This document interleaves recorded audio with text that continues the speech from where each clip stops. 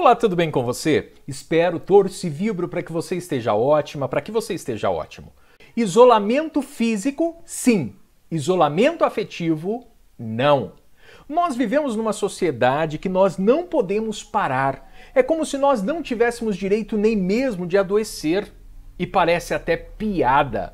A maior arma contra o coronavírus é justamente parar. Nós não temos como parar esse vírus. Nós precisamos, então, reduzir a velocidade com que ele se propaga. E como é que eu faço para reduzir artificialmente o número de infectados? É simples. Eu preciso parar. Precisamos parar, precisamos refletir, precisamos revisar nossa rotina de vida. Nós não podemos negar os riscos. E normalmente quem faz isto, quem nega os riscos do coronavírus, está acessando uma espécie de mecanismo de defesa do cérebro. Nós, seres humanos, nós temos pavor da incerteza. Contudo, do outro lado, nós temos também uma outra população. Nós temos pessoas que estão entrando em pânico, e pânico também não vai ajudar, é inútil. Nós, seres humanos, possuímos um mecanismo eficiente para detectar perigos e riscos, sobretudo quando são novos. Quando aparece um perigo novo, um risco novo, o meu cérebro, ele percebe isso rapidamente e ele promove toda uma mudança psicofisiológica para o enfrentamento. Contudo, aqueles riscos e perigos já conhecidos não são como tão importantes. Toda vez que isto ocorre por si só, o próprio corpo já produz mais adrenalina, mais cortisol. E o grande risco é que, se eu fico extremamente ansioso, meu corpo vai produzir muito mais ansiedade e, obviamente, uma química destrutiva, muita adrenalina e muito cortisol. E em excesso, tanto adrenalina quanto cortisol são neurotóxicos e, além disso, rebaixa o sistema imunológico. Durante os períodos, então, de isolamento, o mal-estar psicológico ele pode sim se instalar. E se ele se instalar, ele vai fragilizar a nossa capacidade de adaptação e capacidade de reação ao estresse do confinamento. A ansiedade, então, é algo fisiológico. Então, é natural que eu fique um pouco ansioso, que eu tenha um pouco de estresse frente a essa realidade. A ansiedade faz, por exemplo, que a gente decida, perante uma situação de perigo, se nós vamos lutar ou fugir.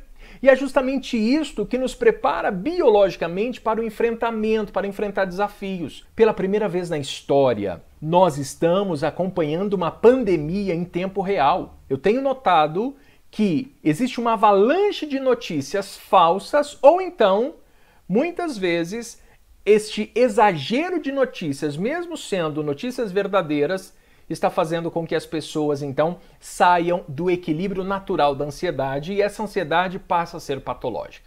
Então, veja, o momento é de desacelerar-se. Desacelerar neste momento é preciso. É necessário, então, compreender que o ritmo frenético que muitos impõem no seu dia a dia é um transmissor do poderoso novo vírus. O pânico, o exagero, pode sim ser um gatilho para quem tem toque, por exemplo, quem tem um transtorno de ansiedade. Por isso, siga sempre as orientações básicas de higienização. Contudo, tome muito cuidado com o excesso. É extremamente importante que as pessoas com ou sem transtorno de ansiedade ou transtorno obsessivo-compulsivo cuidem de sua saúde mental. O toque, por exemplo, é uma doença da dúvida. Então, a primeira coisa a se fazer é aceitar que a gente pode se preocupar com a situação, sim. Contudo, manter as atividades cotidianas dentro do possível também é importante. Portanto, fique ligado à manifestação de sintomas de ansiedade, de outras patologias comportamentais, impulsionados então pelo novo vírus, pelo coronavírus, que tende sim a aumentar nas próximas semanas, como nós estamos ouvindo tanto. Por isso que os sistemas de conselho de psicologia comunica a toda a categoria de psicólogas e de psicólogos que, temporariamente, para os meses de março e abril, não será necessário aguardar a confirmação do cadastro no EPSI, isto é, para atendimento à distância online. Dessa forma, qualquer profissional que tenha a autorização do conselho, que tenha o seu CRP ativo, pode atender online. Isso é extremamente importante. Para a gente finalizar esse bate-papo, eu gostaria então de compartilhar com vocês 10 dicas que devem ser observadas e implementadas neste período de coronavírus. Primeira, não compartilhe fake news. Cuidado também com o excesso de informações. Filtre a quantidade e a qualidade das informações que você recebe. E certifique-se também que as crianças tenham sim acesso à informação. Contudo, somente as informações necessárias. Cuidado também para não colocar muitas informações sobre isso para as crianças. Segunda dica, faça atividade física em casa dentro do possível. Cuide do seu corpo. Na medida do possível, então, pratique exercícios, se alimente de forma saudável, aproveite o sol que de repente está entrando pela janela, relaxe, não adianta ficar preocupado demais. O que estamos passando é sim muito sério. Contudo, isso não pode roubar nossa sanidade. Fique com sua mente sã e com seu corpo são. Pratique meditação, reze, ore, se alongue. Cuidado com o uso e abuso de substâncias, excesso de álcool, hein? Muito cuidado. Terceira dica, mantenha a rotina de alimentação saudável. Coma direito, cuidado com os excessos de gordura, cuidado com o excesso de lanches. Quarta dica, proteja as pessoas com doenças crônicas, sejam adultos, crianças ou idosos. Quinta dica, ligue para os seus pais, ligue para os seus avós com regularidade. Lembre-se, estamos distante fisicamente, emocionalmente jamais. Aproveite também este momento para reconhecer os filhos. Tem gente que está longe dos filhos há tanto tempo que nem sabe mais o que está acontecendo na vida dos filhos. Converse mais. Converse com sua esposa, esposo. Converse mais com seus parentes. Lembrando que tem que manter uma distância saudável, hein? Sexta dica, organize a sua agenda. Faça coisas no mesmo horário. Levante na mesma hora, durma na mesma hora. Se você está ficando em casa mais tempo, então cuidado com os exageros, porque isso prejudica o nosso relógio biológico, tá? Tenha horário para acordar, horário para dormir, horário para se alimentar. Tenha uma rotina de trabalho dentro da sua casa e lembre-se, cuide mais de você.